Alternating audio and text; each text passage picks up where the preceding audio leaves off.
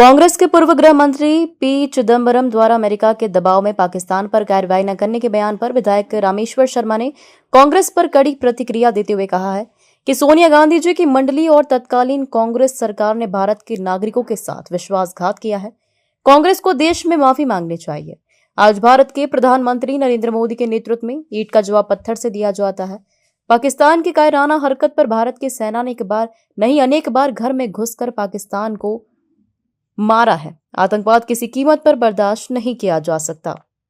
भारत के पूर्व मंत्री पी चिदंबरम ने एक इंटरव्यू के दौरान ये कहा कि 26/11 को जो हमला हुआ, हम पाकिस्तान पर हमला करना चाहते थे, लेकिन अमेरिका का दबाव था, जिसलिए हमने जवाबी कार्रवाई नहीं की। ये जो कांग्रेस का सच है बहुत दिन बाद सामने आता है। मैं कांग्रेस की तत्कालीन सरकार को यही तो हम कहना चाहते कि मनमोहन सिंह जी की सरकार इतनी बेरीगुर में क्यों हो गई थी? उस समय आतंकवादियों की इतनी घटनाएं हुई, इनको जवाब क्यों नहीं दिया था? क्यों डरते थे तुम अमेरिका से? क्यों डरते थे दूसरे देशों से? क्या अमेरिका अपने देश में आतंकवादी घटना को बर्दाश्त कर सकता था? अगर अमेरिका अपने देश में आतंकवादी घटना बर्दाश्त नहीं कर सकता तो हिंदुस्तान अपने देश में आतंकवादी घटना कैसे बर्दाश्त कर सकता है? और इसलिए अमेरिका का मुंह और पाकिस्तान का मुंहतोड़ जवाब भारत को देना चाहिए था। पी चिदंबरम जी और सोनिया गांधी की मंडली ने यह पाप किया है। हिंदुस्तान से माफी मांगनी चाहिए आपको, देश से माफी मांगनी चाहिए आपको, क्योंकि आपने आतंकवादियों को आश्रय देने की कोशिश की जाए, जबकि मुंहतोड़ जवाब देना चाहिए था।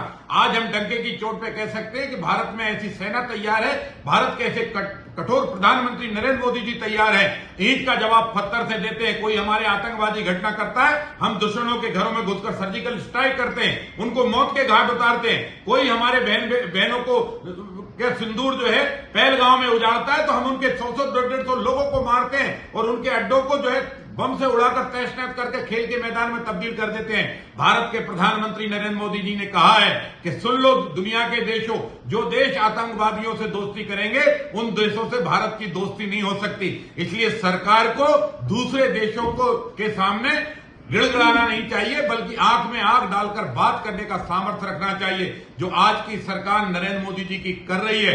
और अमेरिका को तो उस समय अटल बिहारी वाजपेयी जी ने भी ये कहा था, अटल जी से कहा था कि परमाणु विस्फोट मत करो, तो अटल जी ने कहा था अमेरिका कान खोलकर सुन ले, तू परमाणु परीक्षण कर सकता है तो भारत भी परमाणु परीक्षण कर सकता है। हम अपनी सुरक्षा के लिए अपने हथियार तैयार करेंगे और उसी लाइन का मेंटेन करने वाली आज भारतीय जनता पार्टी की सरकार है, नरेंद्र मोदी जी की सरकार, जो आतंकवादियों से को मुंहतोड़ जवाब दे रही है, आतंकवादियों को उनके घर में घुसकर मार रही है। और पी चिदंबरम जी, सोनिया गांधी जी और कांग्रेस के जो मंत्रिमंडल के उस समय के सदस्य हों, पूरे देश से आपको माफी मांगना चाहिए, क्योंकि आपके कारण देश ने लगातार आतंकवाद भोगा है।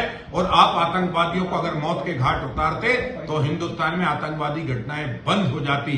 कांग्रेसियों ने ना जाने किस किस के डर में और किस किस के दबाव में कब कब हिंदुस्तान के ऊपर कौन कौन से विश्वासघात किए हैं, ये तो कांग्रेसी नेता ही बताएं। लेकिन हम इतना भरोसा करते हैं कि एक एक कांग्रेस का नेता अंतिम समय पर अपना सच जरूर बताकर देश को जाएगा और देश से माफी भी मांगनी चाहिए। कांग्रेसी मित्रों, हिंदुस्तान के साथ विश्वासघात किसी भी कीमत पर बर्दाश्त नहीं किया।